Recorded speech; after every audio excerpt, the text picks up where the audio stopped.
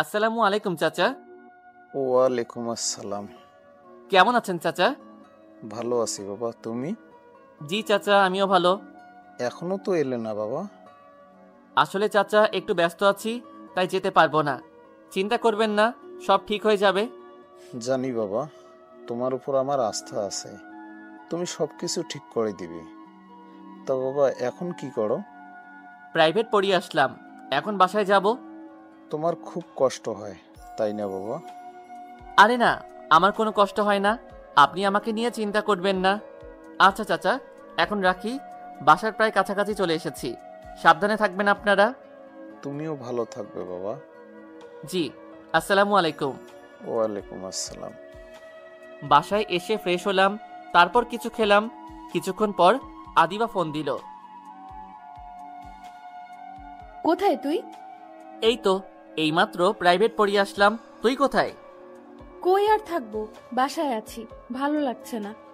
কেন, মিম কোথায়? আছে বাসায়। কি করে ও? কি আর করবে, সাব্বিরের সাথে কথা বলে। ওরা কি সারাদিনই কথা বলে? তাই তো দেখতেছি। প্রেম করে ভালো কথা, তাই বলে সারাদিনই কথা বলতে হবে? আচ্ছা লেকের পারে আয় তোরা, আমরাও আসতেছি। আচ্ছা ঠিক আছে। কল কেটে দিয়ে সাব্বিরের কাছে গেলাম। গিয়ে দেখি ও এখনো কথা বলতেছে। সাব্বির আর মিম একে অপরকে ভালোবাসে। আরো অনেক কিছুই আছে আমাদের ভিতরে, আস্তে আস্তে জানতে পারবেন। সাব্বিরের কাছ থেকে মোবাইলটা নিয়ে মিমকে বললাম, এই তোর কি আর কোনো কাজ নাই? সারাদিন খালি ফোনে কথা বলিস, আমারে আর সাকিবরে তো কোনো দিনও কল দিস না। তোরে আর সাকিবরে কল দেই না, এই কথা বলতে পারলি? হইছে, আর ইমোশনাল করা লাগতো না। লেকের পাড়ে আয়। আচ্ছা ঠিক আছে, আসতেছি। ওই এইভাবে সারাদিন কথা বলে তো তোর কানের সমস্যা হবে, তখন আর কিছুই শুনবি না। তুই এটা কি করলি? কি করলাম? তুই ফোনটা নিলি কেন? কত সুন্দর রোমান্টিক মুডে ছিলাম। তা কি কথা হচ্ছিল শুনি? এই আমাদের ভবিষ্যৎ নিয়ে, বিয়ের পর কিভাবে সংসার জীবন কাটাবো তার প্ল্যান করছিলাম আর কি। ধ্যাত, নাক দিয়ে টিপ দিলে দুধ পড়বে, আর এখনই বিয়ের চিন্তা? এখন এসব চিন্তা বাদ দে, লেকের পাড়ে যাব, ওরাও আসতেছে। বাসায় আসার পর তোর খবর আছে? পরেরটা পরে দেখা যাবে, এখন তাড়াতাড়ি চল। আচ্ছা সাকিব কই? কই আর থাকবে, গিয়ে দেখ কোনো মেয়ের সাথে সেটিং করে। শালায় তো সব মেয়ের সাথেই কথা বলে। তুই রেডি হ, আমি গিয়ে দেখতেছি। আচ্ছা ঠিক আছে। সাকিবের কাছে গেলাম। সাব্বির ঠিকই বলেছে, শালাই মোবাইল নিয়ে পড়ে আছে। তুই কি ভালো হবি না?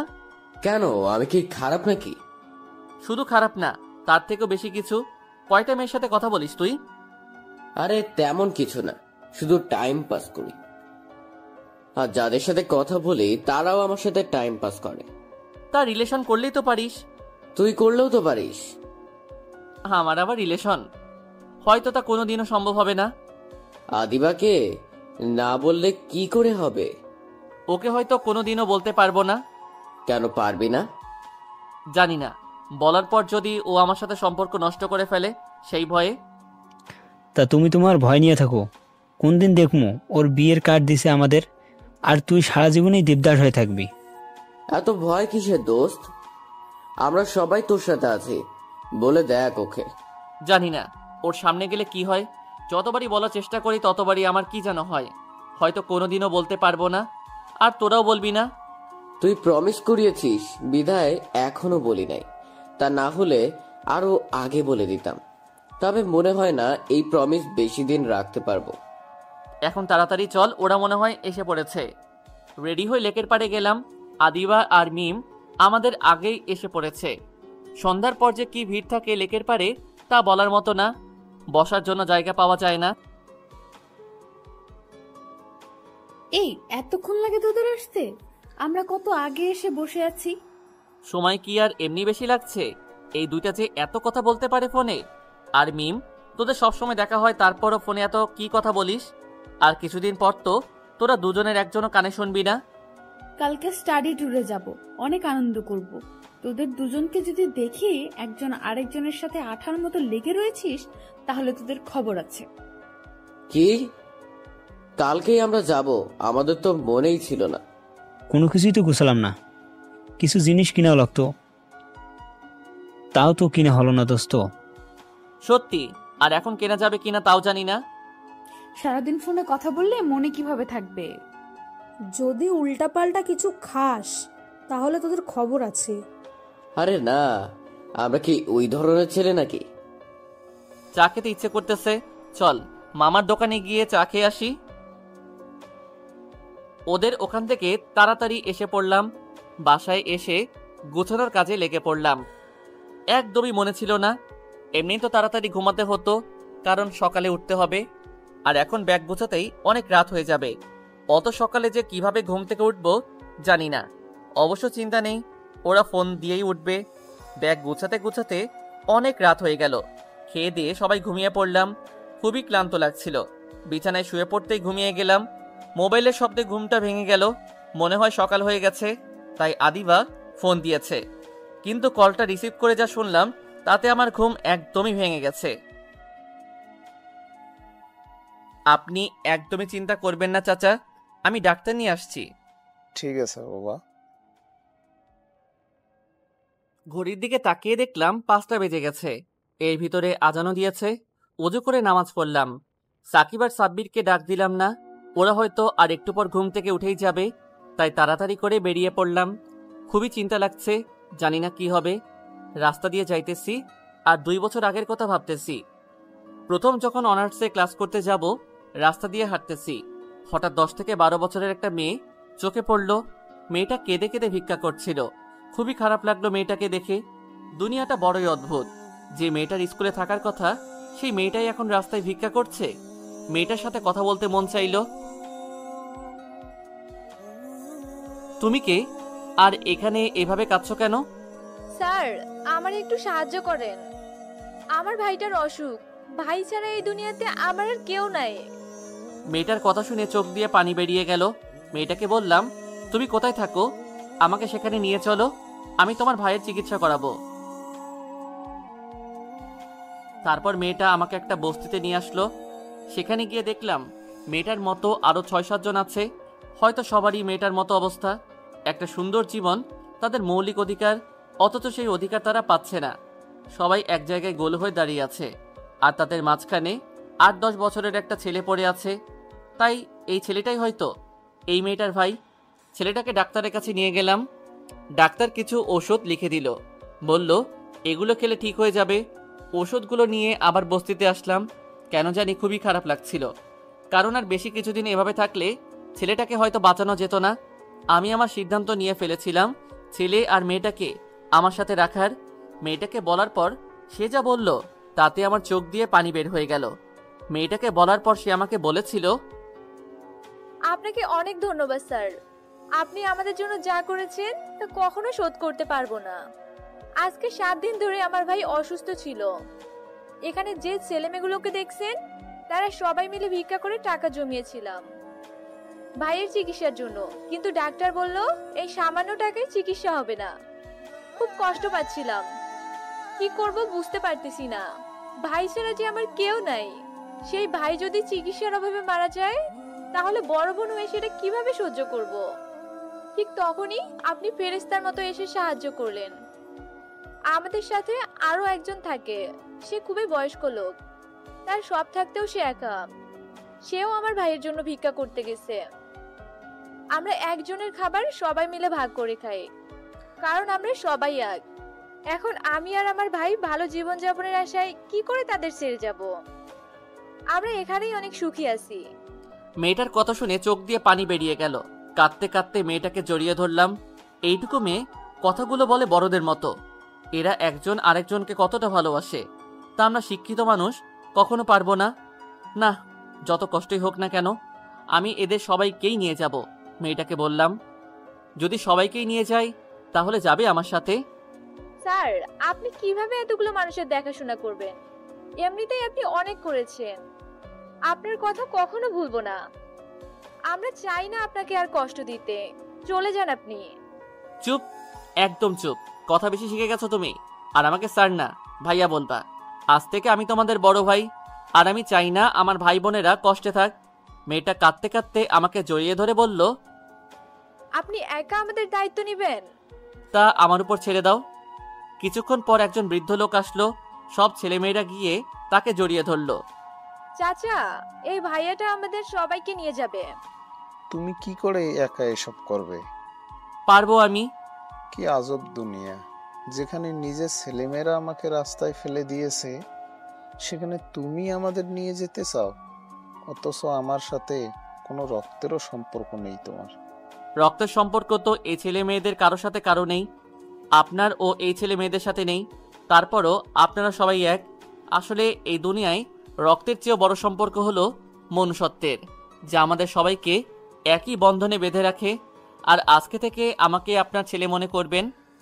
তারপর তাদের সবাইকে সেখান থেকে নিয়ে গেলাম, একটা বাসা ভাড়া করলাম, ছেলে মেয়েদেরকে স্কুলে ভর্তি করালাম, টিচারদের সব কিছু বললাম। সব শুনে তারা ফ্রিতে পড়ার ব্যবস্থা করে দিল, আর বাকি সব খরচ আমিই দেই।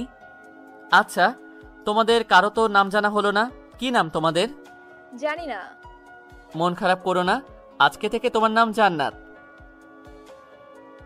সবার নাম ঠিক করে দিলাম। চাচাই তাদের সাথে থাকে, আমি প্রতিদিনই তাদের খোঁজ খবর নেই, মাঝে মাঝে গিয়ে দেখে আসি, তাদের থাকা খাওয়া সব ব্যবস্থা করে দিয়ে আসি। আর একটু আগে চাচা কল দিয়ে বলল জান্নাতের নাকি খুবই জ্বর, তাই এখন যাইতেছি। পরিচিত একটা ফার্মেসি থেকে একজন ডাক্তার নিয়ে যাইতেছি। এত সকালে আবার কে কল দিল? স্ক্রিনে তাকিয়ে দেখি মিম কল দিয়েছে।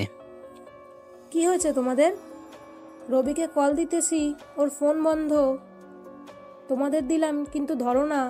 ঘুমিয়েছিলাম। ঘুম থেকে উঠো, এবার 7টায় বাস ছাড়বে। আচ্ছা ঠিক আছে। রবি, এ রবি, আরে উঠ এখন। সাকিব, এ সাকিব। কি রে, কি হয়েছে? এভাবে চিল্লাচ্ছিস কেন? সকাল হয়ে গেছে, আমাদের যেতে হবে। সেই কথা কি মনে আছে? 7টায় বাস ছাড়বে। আচ্ছা। এ রবি কোথায়? ও তো বিছনায় নেই, আর দরজাটা খোলা। গেল কোথায় ও? কল দে তোর নাম্বারে। আচ্ছা দিচ্ছি, ফোনও বন্ধ। কোথায় গেল ও? ও তো না বলে এভাবে কোথাও যায় না, আর রাতেও তো ছিল, তাহলে কখন গেল? আমার কিন্তু খুবই চিন্তা হচ্ছে, ওর আবার কিছু হলো না তো? আরে ফালতু কথা বলিস না তো। ওর হয়তো কোনো জরুরি কাজ ছিল, আমরা ঘুমেছিলাম তাই ডাক দেইনি। আর ফোনে হয়তো চার্জ শেষ হয়ে গেছে। আমরা ওর ব্যাগ নিয়ে গাড়িতে চলে যাই, দেখবি গাড়ি ছাড়ার আগেই ও চলে আসবে। তাই যেন হয়। যাওয়ার পরই সব ছেলেমেয়েরা জড়িয়ে ধরলো। চিন্তা করো না, জান্নাত ঠিক হয়ে যাবে। ডাক্তার ঔষধ লিখে দিল আর বলল ভয়ের কিছু নেই, হালকা জ্বর, এই ওষুধগুলো খেলে ঠিক হয়ে যাবে। তারপর জান্নাতকে কিছু খাইয়ে ওষুধগুলো খাইয়ে দিলাম। ভাইয়া তুমি এসেছো? আমার না খুব ভয় করছিল। ভয়ের কিছু নেই, সামান্য জ্বর, এই ওষুধগুলো খেলে ঠিক হয়ে যাবে। এখন একটু ঘুমাও, তাহলে তাড়াতাড়ি সুস্থ হয়ে যাবে। জান্নাতকে ঘুম পাড়িয়ে ঘড়ির দিকে তাকালাম, দেখি 7টা প্রায় বেজে গেছে। 7টায় বাস ছাড়বে, তাই আমার আর যাওয়া সম্ভব নয়। কোথায় রবি? এখনো তো এলো না। আমরা জানি না। মিম কল দেওয়ার পর উঠে দেখি রবি নেই, দরজাও খোলা। আমরা ভেবেছিলাম হয়তো কোনো জরুরি কাজে গেছে, গাড়ি ছাড়ার আগেই চলে আসবে, তাই ওর ব্যাগ নিয়ে এসেছি। চল তো ওকে গিয়ে খুঁজে দেখি, ওর আবার কিছু হলো না তো। এখন আর নামা যাবে না, গাড়ি ছেড়ে দিয়েছে। আর এখন তোমরা নেমে গেলে পরে তোমাদের কিছু হলে তোমাদের বাবা মার কাছে কি জবাব দিব? কারণ তারা তো জানে তোমরা আমাদের সাথে আছো। কিন্তু স্যার রবি, ওর হয়তো জরুরি কোনো কাজ আছে, কিছুক্ষণ পর দেখবা কল করেছে। এখন তোমাদের যেতে দেওয়া সম্পূর্ণ নিয়মের বাইরে। মোবাইলটা বের করে দেখলাম বন্ধ আছে। রাতে চার্জ দিতে মনে ছিল না, ওরা হয়তো অনেক চিন্তা করবে, ওদেরকে কিছু বলেও আসিনি। তাড়াতাড়ি চার্জ দিয়ে ফোনটা অন করলাম, তারপর সাকিবকে কল দিলাম। রবি, তুই কোথায়? তোর কিছু হয়নি তো? আরে না, আমার কিছুই হয়নি, একদমই ঠিক আছি। আসলে ফোনে চার্জ ছিল না, বন্ধ হয়ে গেছিল। আমি জরুরি একটা কাজে এসেছিলাম। ফজরের নামাজের পর বাসা থেকে বের হয়েছি, তোরা ঘুমিয়েছিলি তাই ডাক দেইনি।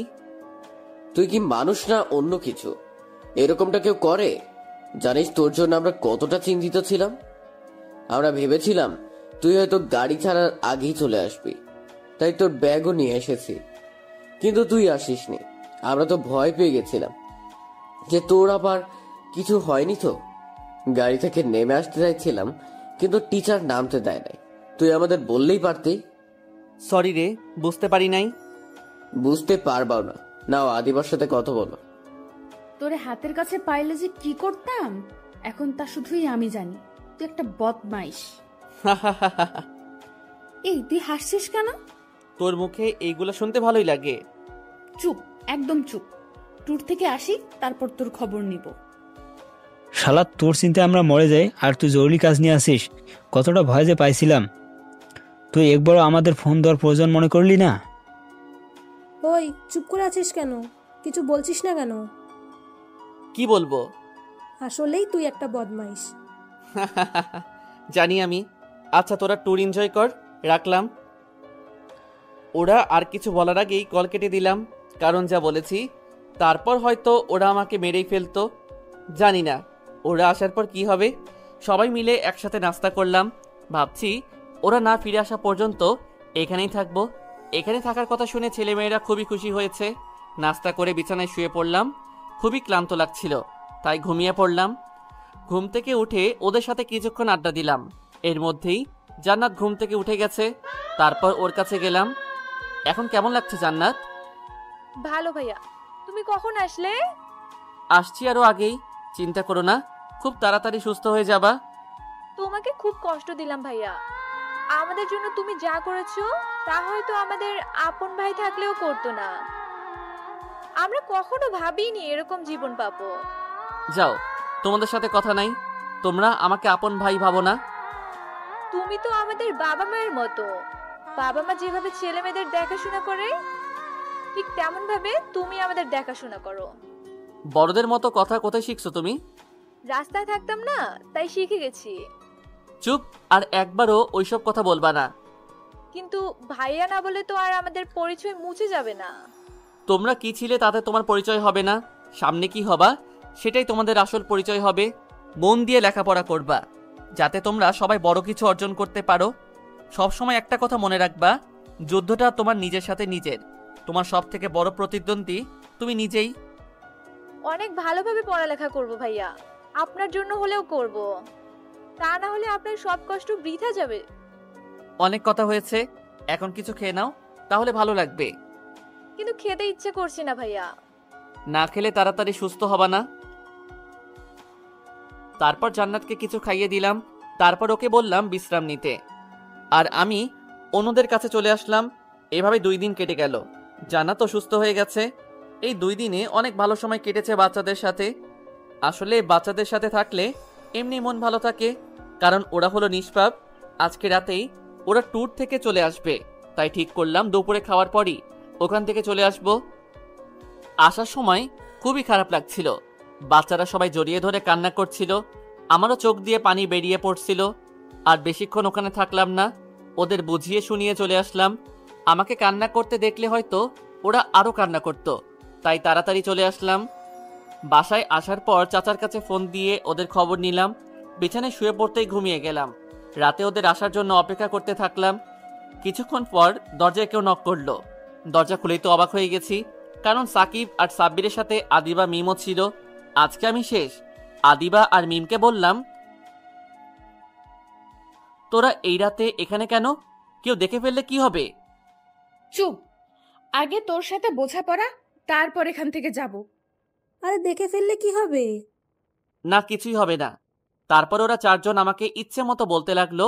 আমি আগে জানতাম এইরকম কিছু হবে। অনেকক্ষণ পর ওদের বললাম, তোরা তো মনে হয় অনেক ক্লান্ত হয়ে গেছিস, কিছু খেয়ে নে। এই কথা শুনে ওরা সবাই আমার দিকে তাকিয়ে রইল। তুই কি এতক্ষণ আমাদের কথা শুনেছিস? শুনেছি তো। আমার মনে হয় না তুই শুনেছিস। শুনে থাকলে এই কথা তোর মাথায় আসতো না। সরি বললাম তো, আমার ভুল হয়ে গেছে তোদের না জানানো। এটা তোর ভুলটা করার আগে ভাবা উচিত ছিল যে তুই এরকম করলে আমরা কতটা চিন্তায় থাকবো। ভাই এখন বাদ দে, আর কিছু বলিস না। খুবই ক্ষুধা লাগছে। তোরা আসবি বলে রাতে খাইনি। এরপর সবাই একটু শান্ত হলো। ওরা সবাই ফ্রেশ হয়ে আসলো। তারপর সবাই মিলে একসাথে খেলাম। মনে হলো কোনো পরিবার। খুবই ভালো লাগছিল। খেয়ে দিয়ে আদিবা আর মিমকে বললাম, অনেক রাত হয়ে গেছে, এবার তাহলে তোদের বাসায় দিয়ে আসি। কেউ দেখলে সমস্যা হয়ে যাবে। আরে কি সমস্যা হবে? থাকি না আমরা এখানে। এমন থাপ্পড় মারবো দাঁত সব পড়ে যাবে। বিয়ের পর সাব্বিরের সাথে থাকিস, এখন না। আর সাব্বির, তুই কিছু বলছিস না কেন? হা হা আমি কি বলবো? চুপ শালা লুইচ্ছা একটা। এখন চল ওদের দিয়ে আসি। দোস্ত আমার খুবই ক্লান্ত লাগছে, যা। শালা আমি একা যাব? সাকিবকে নিয়ে যা। আমাকে কেন বলছিস? তুই যা। এখন আবার দুজনে ঝগড়া শুরু করে দিলি? তোদের দুজনকে যেতে হবে। তারপর জোর করে ওদের দুজনকে নিয়ে গেলাম। আদিবা আর মিমকে ওদের বাসায় দিয়ে আসলাম। রাস্তা দিয়ে তিনজন হাঁটতেছি। দোস্ত আমার খুব ঘুম পাচ্ছে, মনে হচ্ছে এখানেই ঘুমিয়ে পড়ি। আমারও একই অবস্থা। চুপ থাক শালারা, উল্টাপাল্টা কথা বলা বন্ধ কর। আর কিছুক্ষণের মধ্যেই বাসায় চলে আসবো, তারপর ঘুমাইস। বাসায় এসে ওদেরকে কল দিয়ে বললাম আমরা বাসায় এসে গেছি। বাসায় আসতে না আসতেই ওরা গিয়ে বিছানায় শুয়ে পড়লো, আমিও গিয়ে ঘুমিয়ে পড়লাম। সকালে মোবাইলের শব্দে ঘুমটা ভেঙে গেল। স্ক্রিনে তাকিয়ে দেখলাম আদিবা কল দিয়েছে।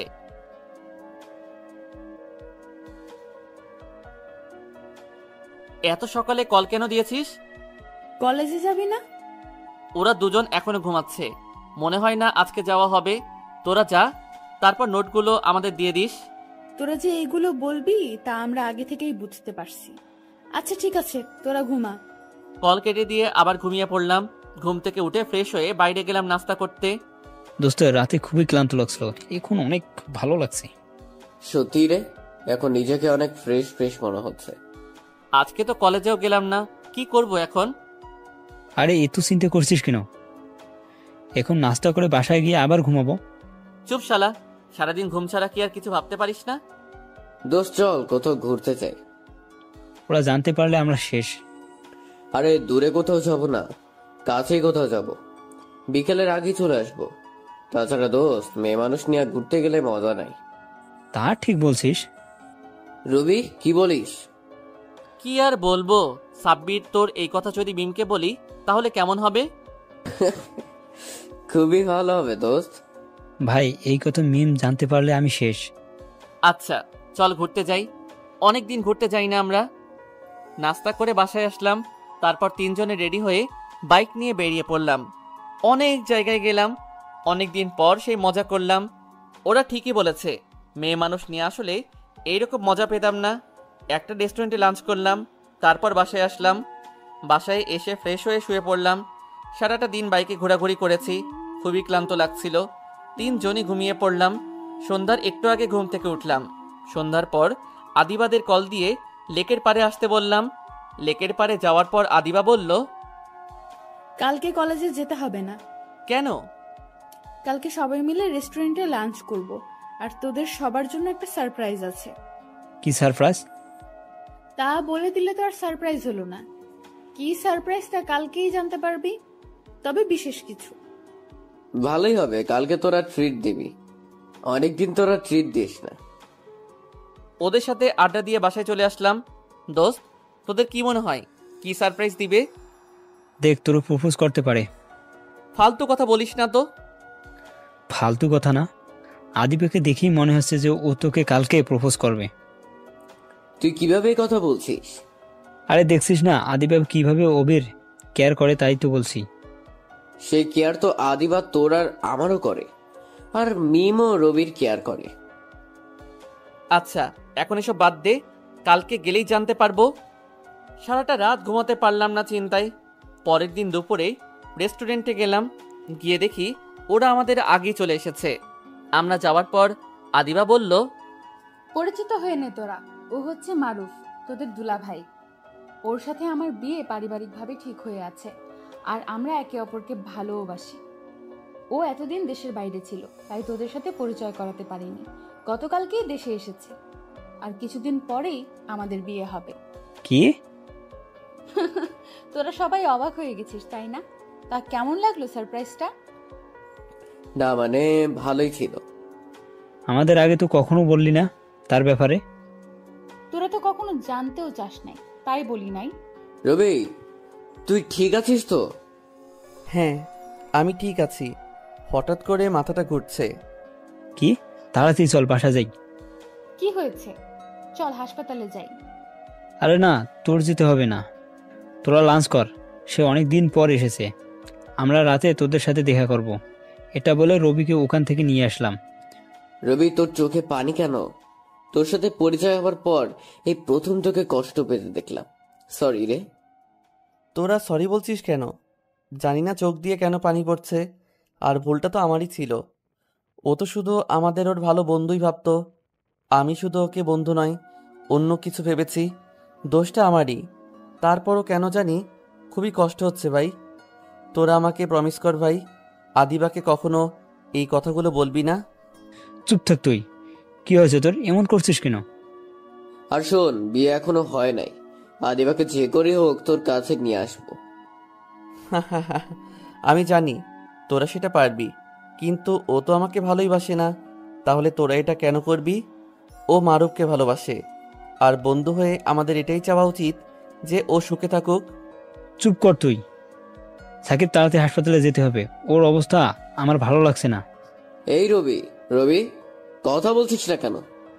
এই কি হলো তো রবি? মনে হয় জ্ঞান হারিয়ে ফেলেছে। তাড়াতাড়ি হাসপাতালে চল। তাড়াতাড়ি হাসপাতালে গেলাম। ডাক্তারকে বললাম হঠাৎ করে মাথা ঘুরে পড়ে গেছে। ডাক্তার আমাদেরকে বাইরে থাকতে বলল, আর রবিকে টেস্ট করতে নিয়ে গেল। অনেকক্ষণ পর ডাক্তার এসে বলল, এখানে উগির সাথে কারা এসেছেন? জি আমরা। বলুন কি হয়েছে ওর? এখনো কিছু বলতে পারছি না, রিপোর্ট আসলে বলতে পারবো। রোগীর কিছুক্ষণ পর জ্ঞান ফিরবে, আপনারা দেখা করতে পারেন, কিন্তু রোগীকে বিরক্ত করা যাবে না। ঠিক আছে। এগুলো বলে ডাক্তার চলে গেল। দোস্ত, খুবই অবাক হচ্ছি। কেন, কি হয়েছে? মিম ফোন দিয়েছিল। কোথায়? ও বাসায়। আর আদিবারা? ঘুরতে গেছে হয়তো কোথাও। এটা ভেবে অবাক হচ্ছে যে আদিবাই একবারও কল দিয়ে খবর নিল না। মরেছিল না হয়তো। তাই হবে, ও তো অনেক ব্যস্ত। কিছুদিন পর বিয়ে, তাই হয়তো অনেক আনন্দে আছে। কিছুক্ষণ পর নার্স এসে বলল রবির জ্ঞান ফিরেছে। তাই তাড়াতাড়ি রবির কাছে গেলাম। এখন কেমন লাগছে? ভালো। তোদের অনেক কষ্ট দিলাম, তাই না? মারবো এক থাপ্পড়। আবার এই কথা বললো। এই, আপনাদের বলছি না রোগীকে এখন বিরক্ত করবেন না, সে এখনো অনেক দুর্বল। আপনারা বাইরে আসুন, কথা আছে। আপনি বিশ্রাম করুন। ডাক্তার, কি হয়েছে আমার? তেমন কিছু না, আমি আপনার বন্ধুদের কাছে ওষুধ লিখে দিব। ডাক্তার, আমি বুঝতে পারছি আমার কিছু একটা হয়েছে। আপনি আমাকে বলতে পারেন। আমার যা কিছুই হোক না কেন, আমার জীবনে এটা নতুন কিছু না। সেই ছোটবেলা থেকেই কষ্ট সহ্য করে এসেছি, আর এখন কষ্টগুলো আমার বন্ধু হয়ে গেছে। আমার যা কিছু হয়েছে আপনি তো আমার কাছেই বলবেন প্লিজ, আর কারো কাছে না। আপনার পায়ে পড়ি। আরে কি করছেন? আসলে আমি জানি না এটা আপনার কাছে বলা ঠিক হবে কিনা। আপনি বলতে পারেন, আমার কোনো সমস্যা হবে না। আপনার ক্যান্সার হয়েছে। চোখ দিয়ে পানি বেরিয়ে পড়ল। আমার সাথেই কেন এমন হয়? হে আল্লাহ, এই পৃথিবীতে কষ্ট দেওয়ার আর কাউকে খুঁজে পাচ্ছ না তুমি? সেই ছোটবেলা থেকেই কষ্টের সাথে লড়াই করে এসেছি, কিন্তু এখন বড় হবার পরও সেগুলো আমার পিছেই পড়ে আছে। আপনি শান্ত হন, চিকিৎসা করালে আমরা সফল হতে পারি। আপাতত এই ওষুধগুলো খাবেন। প্রতি সপ্তাহে 2 বার এসে আমার সাথে দেখা করে যাবেন। যদি আপনার অবস্থা উন্নতি না হয়, নাহলে খুব তাড়াতাড়ি আপনাকে হাসপাতালে ভর্তি করতে হবে। আপনার কাছে একটা অনুরোধ, এই কথাগুলো আমার বন্ধুদের কাছে বলবেন না। আমি চাই না ওরা আমার জন্য কষ্ট পাক। কি বলছেন এটা? প্লিজ ডাক্তার, আপনার কাছে অনুরোধ করছি। ঠিক আছে, তবে আমি যা বললাম সেগুলো মেনে চলবেন। নিয়মিত ওষুধগুলো খাবেন, আর হাসপাতালে আসতে ভুলবেন না। না আসলে ক্ষতি আরও বেশি হবে। এগুলো বলে ডাক্তার চলে গেল। আমার ফ্রেন্ডের কি অবস্থা ডাক্তার? দেখুন, তেমন কোনো সমস্যা নাই, তবে আরও আগে ডাক্তারের কাছে আনা উচিত ছিল। সে যখন মাঝে মাঝে অসুস্থ হয়ে পড়ে তখনই ডাক্তার দেখানো উচিত ছিল। তবে ভয়ের কিছু নেই, এই ওষুধগুলো নিয়মিত খেলে ঠিক হয়ে যাবে। ধন্যবাদ আপনাকে। ওকে বাসায় নিয়ে যেতে পারবো কখন? আজকে নিয়ে যেতে পারবেন, সে এখন ঘুমাচ্ছে। ঘুম থেকে উঠলে নিয়ে যেতে পারবেন। তবে একটা কথা মনে রাখবেন, এই ওষুধগুলো নিয়মিত খেতে হবে। ঠিক আছে, আমরা ওর খেয়াল রাখবো। ধন্যবাদ আপনাকে। দেখছিস, আমরা ওকে আগেই বলছিলাম ডাক্তার দেখা, কিন্তু ও আমাদের কথা শুনলই না। হ্যাঁ, ঠিকই বলেছিস। ও যখন মাঝে মাঝে অসুস্থ হয়ে পড়তো তখনই আমাদের ওকে জোর করে নিয়ে আসা উচিত ছিল। ভাগ্য বলো তেমন কোনো সমস্যা হয় নাই। এখন ওকে নিয়মিত ওষুধ খাওয়াতে হবে। আমার তো মনে হয় এই কাজটা ও ঠিকভাবে করবে না। না করলে আমরা তো আছি, ওকে জোর করে খাওয়াবো। আদিবা কল দিয়েছে, দেখে কি বলে। কি অবস্থা রবির এখন? না, তেমন কোনো সমস্যা না। ও ভালো, আচ্ছা পরে কল দিব, রাখি এখন, এক জায়গায় যাইতেছি। আচ্ছা ঠিক আছে। ওরে কল দিতে কে বলছিল? ওর সামনে অসুস্থ হয়ে পড়লো আর ও এতক্ষণ পর কল দিল, তাও মনে হলো ইচ্ছে করে দেয়নি। মারুফ এতদিন পর দেশে এসছে বলে কি ওর সাথে সারাদিন থাকতে হবে? বাদ দে তো, যে যেভাবে থাকতে চায় তাকে সেভাবে থাকতে দেওয়া উচিত। এইসব কিছু রবির সাথে বলিস না, তাহলে ও অনেক কষ্ট পাবে। রবির ঘুম ভাঙার অপেক্ষা করতেছি। বাইরে বসে কিছুক্ষণ পর মিম আসলো। সরি রে, একটু দেরি হয়ে গেল। কি অবস্থা রবির এখন? তেমন কোনো সমস্যা না, ওষুধ লিখে দিয়েছে, ওইগুলো নিয়মিত খেতে বলছে। যাক, তেমন কোনো সমস্যা হয়নি। অনেক টেনশনে ছিলাম। তোদের জন্য খাবার নিয়ে আসছি, এখনো তো মনে হয় কিছু খাসনি, তাড়াতাড়ি খেয়ে নে। ক্ষুধা নাই, পরে খাবো। চুপ, বললেই হলো, তাড়াতাড়ি খা, রবি জানতে পারলে কিন্তু রাগ করবে। তারপর দুজনে দুপুরের খাবার খেলাম। কিছুক্ষণ পর নার্স এসে বলল রবির ঘুম ভেঙেছে। তারপর ডাক্তারের সাথে কথা বলে রবিকে বাসায় নিয়ে আসলাম। আস্তে আস্তে রাত হয়ে গেছে। সাব্বিরকে বললাম মিমকে বাসায় দিয়ে আসতে। রবিকে কিছু খাইয়ে দিয়ে ওষুধগুলো খাওয়ালাম। খাওয়ার পর রবিকে বললাম ঘুমাতে। ও এখনো অনেক দুর্বল। ডাক্তার বলেছে 2-3 দিন লাগবে সুস্থ হতে। কিছুক্ষণ পর সাব্বির আসলো। আমরাও খেয়ে দিয়ে শুয়ে পড়লাম। অনেক ক্লান্ত লাগছিল। বিছানায় শুয়ে পড়তেই ঘুমিয়ে গেলাম।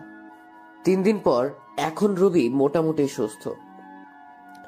এই 3 দিনে মিম অনেকবার এসেছিল। আদিবাও 2 বার এসেছিল, তাও অল্প কিছুক্ষণের জন্য। ও তো এখন অনেক ব্যস্ত। সামনে ওর বিয়ে, তাই হয়তো অনেক খুশিতে আছে।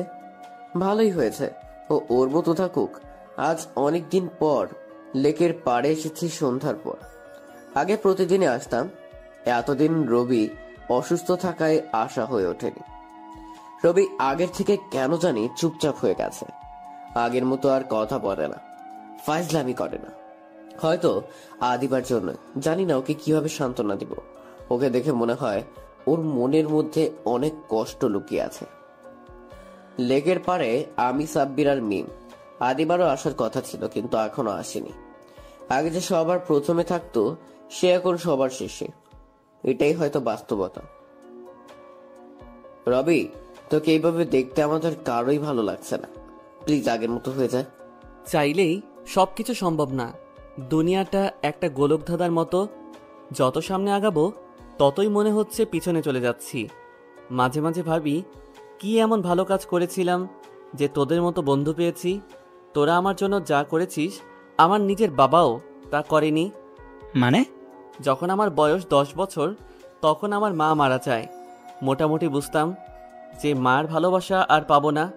তারপর বাবা আর একটা বিয়ে করে। বাবা যখন বলেছিল এটা আমার নতুন মা, তখন কিছুটা হলেও খুশি হয়েছিলাম, এটা ভেবে যে মায়ের ভালোবাসা হয়তো পাবো। কিন্তু আমার ভাগ্যটা হয়তো খারাপ ছিল। আমি তাকে মা মনে করলেও সে আমাকে তার ছেলে মনে করতে পারেনি। 2-3 বছর পর নতুন একটা বোন হলো। অনেক খুশি হয়েছিলাম তখন। কিন্তু নতুন মা চাইছিল না যে আমি তাদের সাথে থাকি, তাই বাবা আমাকে হোস্টেলে পাঠিয়ে দিল। সে শুধু লেখাপড়ার খরচ দিত আর মাঝে মাঝে কল দিয়ে খোঁজখবর নিত। বাবা যখন আমাকে হোস্টেলে পাঠাচ্ছিল, তখন অনেক অবাক হয়েছিলাম, কারণ যে বাবা আমাকে ছেড়ে এক মুহূর্ত দূরে থাকতে পারতো না, সেই বাবাই আমাকে দূরে পাঠিয়ে দিচ্ছে। আমার বোন তার ভাই আছে জানার আগেই আমি তাদের থেকে দূরে। সব কিছু থাকতেও আমি অনাথের মতো বড় হয়েছি। মাঝে মাঝে যখন বাড়িতে যেতাম, তখন তাদের দেখে মনে হতো তারা একদমই খুশি হয়নি। বোনের সাথে কথা বলতে চাইতাম, ও আমার কাছে আসতে চাইতো, কিন্তু আমার নতুন মা আমাদের মাঝখানে দেওয়াল হয়ে থাকতো। একটা সময় তো তারা বলেই দিল আমার আর বাড়িতে যাওয়ার দরকার নেই। বাবা যখন আমাকে বলল আমার সব খরচ দিবে, কিন্তু আমার বাড়িতে যাওয়া নিষেধ, তখন অনেক কেঁদেছিলাম। হয়তো সেই কান্নার সাক্ষী কেউ হতে পারিনি। আস্তে আস্তে বড় হতে থাকলাম। তারপর তোদের সাথে পরিচয় হলো।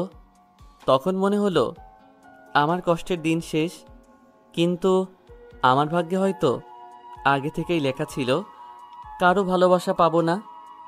তাই তো যাকেই আপন মনে করি সেই দূরে চলে যায়।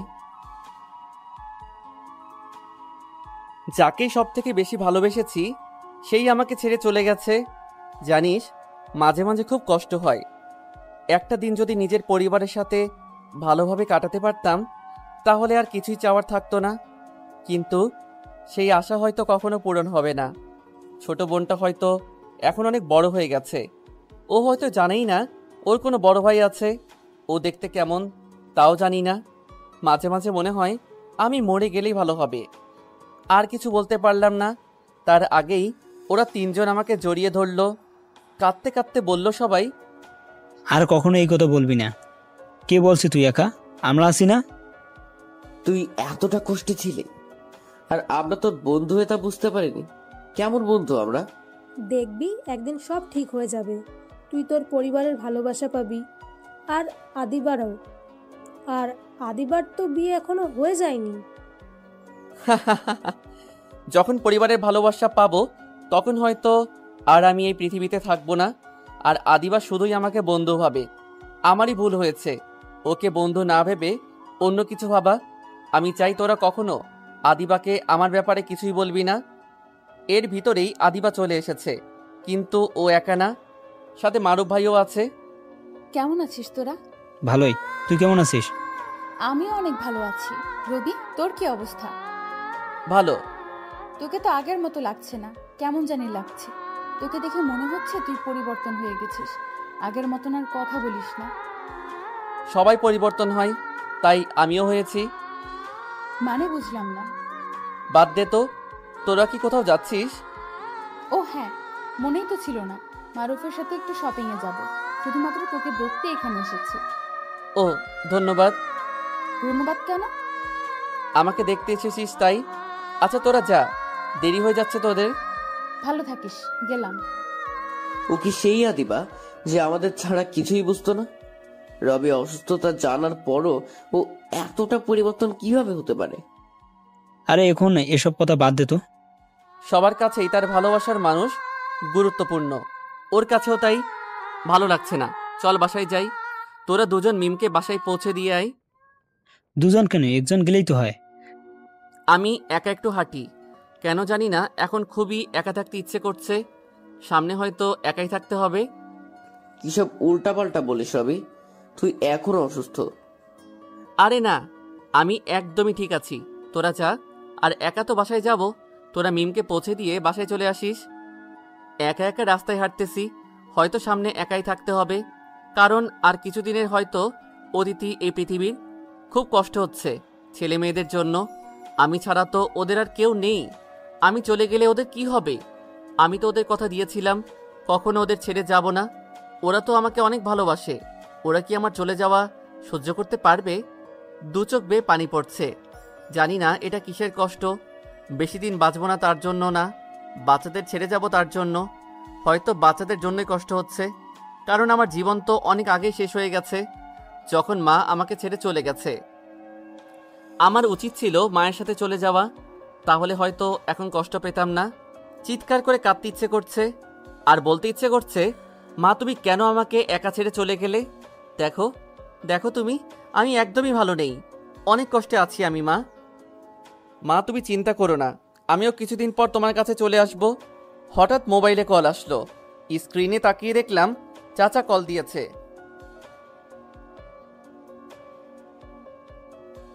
আসসালামু আলাইকুম চাচা। ওয়ালাইকুম আসসালাম। কেমন আছো বাবা? জি চাচা ভালো, আপনি কেমন আছেন? বাচ্চারা সবাই ভালো আছে তো? হ্যাঁ, আমরা সবাই ভালো আছি। অনেক দিন তো কোনো খোঁজ খবর নেওনি। তোমার কিছু হয়নি তো আবার? আসলে চাচা একটু অসুস্থ ছিলাম তো, তাই খোঁজ নিতে পারিনি। আর চিন্তা করবেন না, এখন একদমই ঠিক আছি। আর কিছুদিন পর আসবো। এখন রাখি চাচা, পরে কথা বলবো। তাদের সাথে মিথ্যা কথা বলতে ভালো লাগছিল না, তাই কলটা কেটে দিলাম। মিথ্যা না বলেও উপায় ছিল না, কারণ তাদের কি করে সত্যটা বলতাম জানি না সামনে কি হবে। বাসায় চলে আসলাম। কিছুক্ষণ পর ওরা চলে আসলো। রাতের খাবার খেলাম, তারপর ওষুধ খেলাম। অবশ্য আমি জানি ঔষধ খেলে কিছুই হবে না। বিছানায় শুয়ে পড়লাম, আদিবার কথা ভাবছি। আচ্ছা, আমি না থাকলে কি আদিবা আমার জন্য কষ্ট পাবে? হয়তো পাবে না, 2-1 দিন মনে থাকবে, তারপর ঠিকই আমাকে ভুলে যাবে। এটাই হয়তো বাস্তবতা। মাঝে মাঝে মনে হয় আদিবাকে বলি, আদিবা আমি তোমাকে অনেক ভালোবাসি, কিন্তু তা কখনো সম্ভব না। দোয়া করি ও ভালো থাকুক। মিম, আদিবা কোথায়? তুই একা কলেজে আসলি, কিন্তু ওকে তো দেখলাম না। আরে ওর কি এখন আর কলেজে আসার ইচ্ছা আছে? আর কিছুদিনের মধ্যেই ওর বিয়ে, তা নিয়ে কত ব্যস্ত। আমার সাথেই আগের মতো কথা হয় না আর ওর। আগে তো আমার সাথে থাকতো, কিন্তু এখন ওর বাবা মাই এখানে চলে আসছে, তাই ও তাদের সাথেই থাকে এখন। মানুষ যে এতটা পরিবর্তন হতে পারে তা আদিবাকে না দেখলে বুঝতে পারতাম না। কখনো ভাবতেও পারি নাই যে আদিবা এইরকম হবে। ও কি এতই ব্যস্ত যে একবার আমাদের সাথে কথা বলারও সময় পায় না, আর আমরা কল দিলেও ধরে না। তার কয়েক ঘন্টা পর কল ব্যাক করে, তাও কিছুক্ষণের জন্য। আমাদের কথা বাদ দে, ও তো রবিকে অনেক কেয়ার করতো। রবি এত অসুস্থ ছিল, তা ওর খোঁজ খবর নিল না। সাব্বির, এই কথা বাদ দে তো। বাদ দিতে হবে না, আমি কিছুই মনে করিনি। ও তো আর আমাদের সাথে খারাপ কিছু করেনি যে ওর উপর রাগ করব। ও ওর ব্যক্তিগত জীবনে জড়িয়ে পড়েছে। আগে ওর কেউ ছিল না, তখন আমাদের সাথে সময় কাটিয়েছে। এখন ওর ভালোবাসার মানুষ আছে, তাই এখন আর আমাদের প্রয়োজন নাই ওর। আমাদের সাথে ওর পরিচয় একটা কল্পনা ছিল, এটা মনে করে ভুলে যা ওকে। ওকে নিয়ে আর এত ভাবাভাবির দরকার নাই। তুই পারবি ওকে ভুল থাকতে? জানি না, তবে কিছুদিনের মধ্যে এমনি ভুলে যাব। মানে? কিছু না। ইদানিং তোর কথা কিছুই বুঝে উঠতে পারছি না। অসুস্থ হবার পর থেকে তুই যেন কেমন হয়ে গেছিস। সময় হলে ঠিকই বুঝতে পারবি। আবার সেরকম রহস্যময় কথা? আমার জীবনে একটা বড় রহস্য। আমার ভাগ্যেই হয়তো লেখা ছিল কারো ভালোবাসা পাবো না। পরিচয়হীন একটা ছেলে, সব থাকতেও তার কিছুই নেই। আগে মন খারাপ হতো, এখন আর হয় না। আর তোরা আমায় বলতি না যে আমি যখন ওকে ভালোবাসার কথা বলবো তার আগেই ওর বিয়ে হয়ে যাবে। আর দেখ, এটাই সত্যি হলো। ওই যে বললাম না, কষ্ট আমার বন্ধু হয়ে গেছে, তাই তো আমাকে ছেড়ে থাকতে পারে না। চোখ দিয়ে পানি বের হয়ে গেল। আদিবা আমাদের অবহেলা করছে, ভালোই হয়েছে। ও যদি আমার সাথে আগের মতো থাকতো তাহলে হয়তো নিজেকে কন্ট্রোল রাখতে পারতাম না। রবি, তোকে সান্ত্বনা দেওয়ার ভাষা আমাদের নেই। একটা মানুষ কতটা কষ্টে থাকতে পারে তা তোকে না দেখলে বুঝতাম না। তুই এতটা কষ্টে ছিলি, তাও আমাদের কখনো বুঝতে দিসনি। কিন্তু তোকে দেখে মনে হচ্ছে এখনো অনেক কিছু আছে যা আমরা জানি না। প্লিজ আমাদের বল। হ্যাঁ দোস্ত, বল। কিছুই না। তাহলে কি বলবো তোদের? আচ্ছা, এসব কথা বাদ, ক্লাস করতে যাই চল। বিকেলে টিউশনি করাতে গেলাম, অনেক দিন যাওয়া হয় না। তবে ভেবেছি আজকে সবাইকে কিছু বলবো। জানি না তারা কিভাবে নিবে, তারপরে বলতে হবে। আসসালামু আলাইকুম আন্টি। ওয়ালাইকুম আসসালাম। কেমন আছেন আন্টি? ভালো, তুমি? আমিও ভালো। তা এতদিন আসোনি কেন? আসলে আন্টি অসুস্থ ছিলাম। ও, সামনে ওদের পরীক্ষা, আর বন্ধ দিও না। জি আন্টি, আপনাকে কিছু বলতে চাই আন্টি, জানি না কিভাবে নেবেন। বলো তুমি। আসলে আন্টি, আমি কিছু অনাথ বাচ্চাদের সাহায্য করি, ওদের লেখাপড়াও করাই। যদি আপনারা মাসিক কিছু সাহায্য করতেন তাহলে ওরা ভালোভাবে বাঁচতে পারত। দেখো, আমরা কোটি টাকার মালিক নই যে সাহায্য করব। আর তোমার পড়ালেখার টাকাও তো প্রাইভেট পড়িয়েই জোগাড় করতে হবে। তাহলে তোমাকে কে বলেছিল এত বড় দায়িত্ব নিতে? আমি আগেই বুঝেছিলাম তুমি অসুস্থ ছিলে না। এসব ফালতু কারণে বন্ধ দিয়েছ। আবার যদি বন্ধ দাও তাহলে তোমার বদলে অন্য টিচার রাখতে বাধ্য হবে। আর যতদিন বন্ধ দিয়েছ সেই টাকা কেটে রাখা হবে। ঠিক আছে আন্টি, যেখানে যেখানে প্রাইভেট পড়াই সব জায়গাতেই বললাম, কিন্তু অপমানিত হয়েছি। রাস্তা দিয়ে হাঁটতেছি আর ভাবতেছি আমি চলে গেলে ওদের কি হবে। ওদের কথা দিয়েছিলাম ওদের দেখাশোনা করব, কখনো ওদের ছেড়ে যাব না। কিন্তু আমি চলে গেলে তো ওরা আবার রাস্তায় নেমে যাবে। না, এটা হতে দেওয়া যাবে না। আমার ভাই বোনদের এভাবে কষ্ট পেতে দেওয়া যাবে না। কিন্তু কি করব? সাকিব আর সাব্বিরকে বলবো আমি আমার টাকা দিয়ে বাচ্চাদের সাহায্য করি আর প্রাইভেট পড়িয়ে নিজের খরচ চালাই? কিন্তু আমার অর্ধেক খরচ তো সাকিব আর সাব্বির চালায়। আর ওরা যদি ওদের টাকা দিয়ে সাহায্য করে তাহলে তো ওদের অবস্থা আমার থেকেও খারাপ হবে। এখন তো ওরা আমাকে সাহায্য করে, কিন্তু তখন তো ওদের সাহায্য করার মতো আর কেউ থাকবে না। কিন্তু আমি চাই না ওরা কষ্টে থাক। কিন্তু বাচ্চাদের কি হবে? জানি না কি করব। হে খোদা, আমার সাথে কেন এমন হয়? ছোটবেলা থেকে কষ্ট পেয়ে এসেছি, যাকে ভালোবাসি তার থেকেও কষ্ট পেয়েছি, আর এখন তো আমাকে এই দুনিয়া ছেড়ে চলে যেতে হবে। হে আল্লাহ, আমি চলে গেলে ওই বাচ্চাদের কি হবে? আমি ছাড়া যে ওদের কেউ নেই। কাঁদতে কাঁদতে বললাম, না, যে করি হোক সাব্বির আর সাকিবকে বলতে হবে। কিন্তু কিভাবে বলবো? রাতে শুয়ে শুয়ে ভাবতে থাকলাম। এভাবে আরো 7 দিন চলে গেল। আমার অবস্থা এখন আগের চেয়ে অনেক খারাপ। শরীরটা অনেক দুর্বল হয়ে গেছে, কিন্তু এখনো সাব্বির আর সাকিবকে বলতে পারি নাই। ডাক্তার বলেছিল সপ্তাহে 2 দিন তার সাথে দেখা করতে হবে, কিন্তু প্রায় 14 দিন হতে চলল, তাও দেখা করা হয়নি।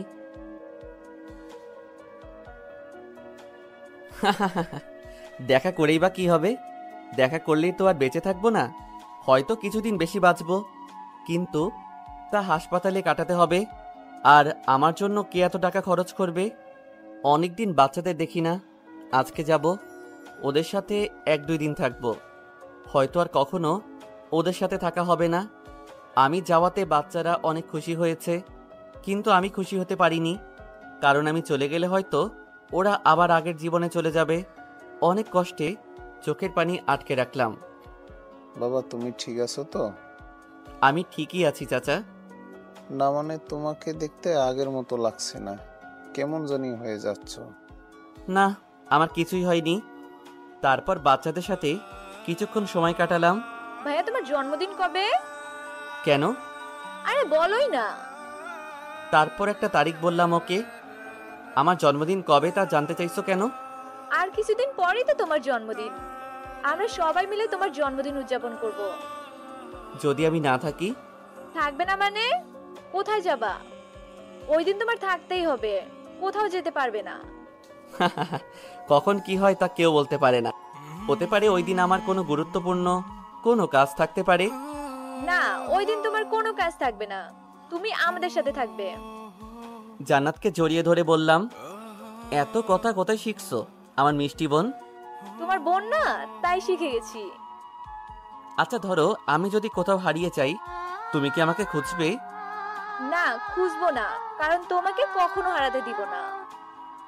চোখ দিয়ে পানি বের হয়ে গেল। জান্নাতকে জড়িয়ে ধরে বললাম, এত ভালোবাসো আমাকে? তুমি তো আমার ভাই, তোমাকে ভালোবাসবো না তো কাকে বাসবো? দেখতে দেখতে 2 দিন চলে গেল। আজকে বিকালেই এখান থেকে চলে যাব, আর হয়তো কখনো আসতে পারবো না এখানে। মন চাইছিল এখানে সারাটা জীবন থেকে যাই, কিন্তু তা কখনো সম্ভব নয়। বাচ্চাদের আর চাচার মুখটা চোখের সামনে ভেসে উঠল। চোখের পানি আর আটকে রাখতে পারলাম না।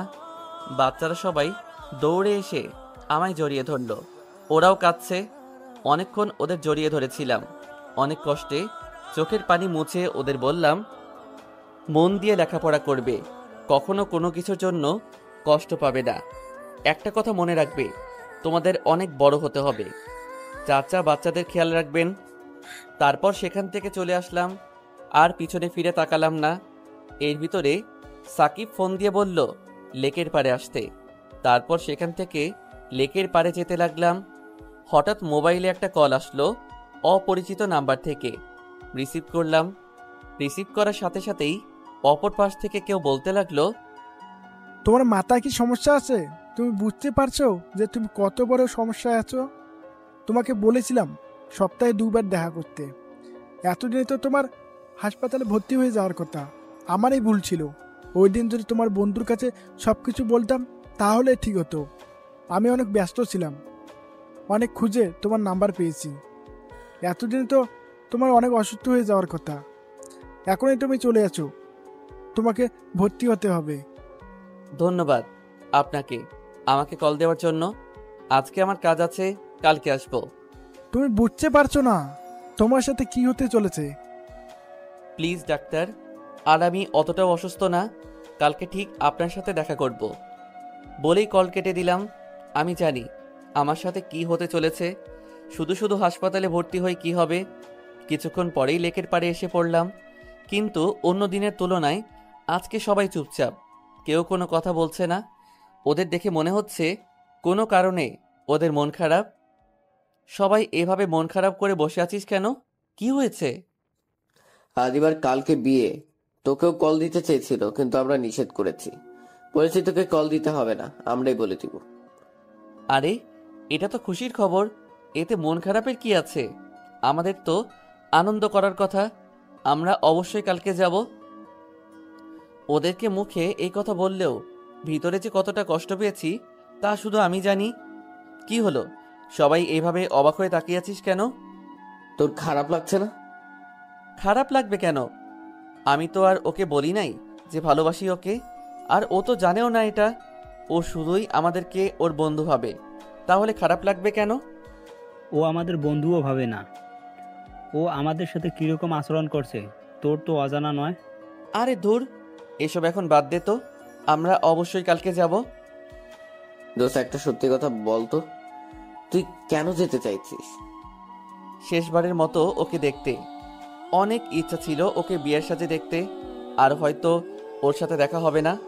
ও হয়তো আর আমাদের কথা মনেও রাখবে না, ভুলে যাবে রবি নামের ওর কোনো বন্ধু ছিল যার ও কেয়ার করতো অনেক। ওর ভালোবাসা না পাই, কিন্তু ওকে বিয়ের সাজে দেখতে তো আর কোনো বাধা নেই। ওকে শুধু দূর থেকে দেখব। ও হয়তো অনেক খুশি থাকবে কালকে, আমাদের সাথে হয়তো কথা বলারও সময় থাকবে না ওর। তারপরও ওর মুখটা শেষবারের মতো দেখতে চাই। তোর খারাপ লাগবে না? আমার খারাপ লাগবে কেন? আমি তো অনেক খুশি থাকবো, ওকে বিয়ের সাথে দেখতে পাবো, এটাই অনেক। নিজের অজান্তেই চোখ দিয়ে পানি বেরিয়ে গেল। আর কিছু বলতে পারলাম না, তার আগেই ওরা সবাই এসে জড়িয়ে ধরল। সরি রে, আমি ওর সাথে থাকার পরও তোকে বুঝতে পারি নাই। আমিও ভেবেছিলাম ও হয়তো তোকে ভালোবাসে। দূর, এসব কথা বাদ দে তো।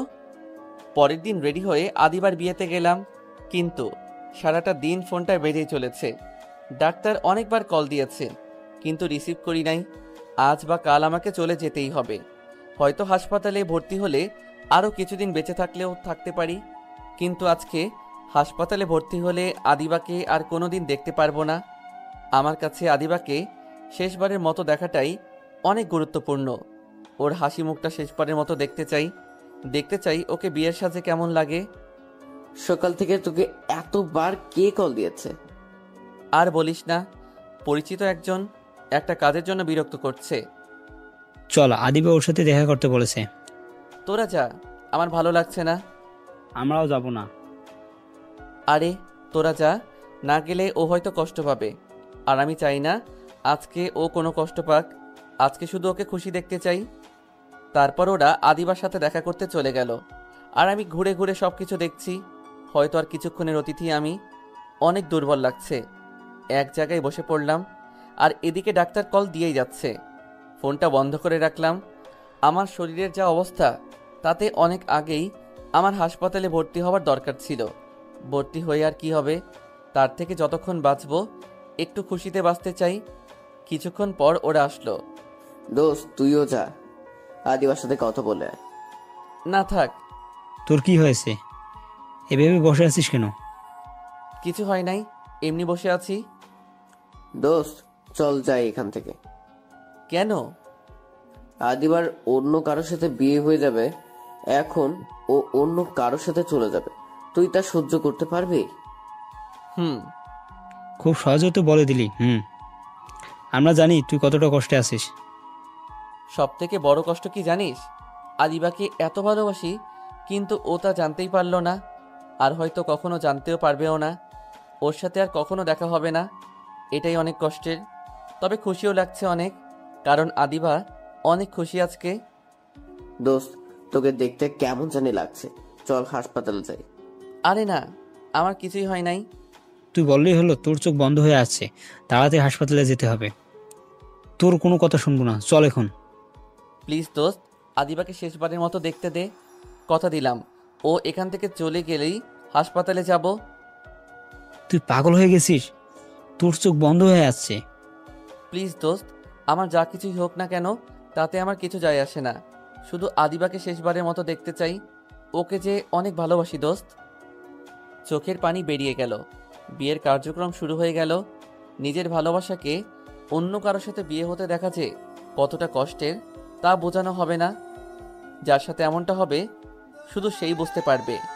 অনেক কষ্ট করে সুস্থ থাকার চেষ্টা করলাম। চোখ দুটো বন্ধ হয়ে আসছে। আদিবা অন্য কারোর সাথে চলে যাচ্ছে। অনেক খুশি লাগছে ওকে। বিয়ের সাজে ওকে অনেক সুন্দর লাগছে।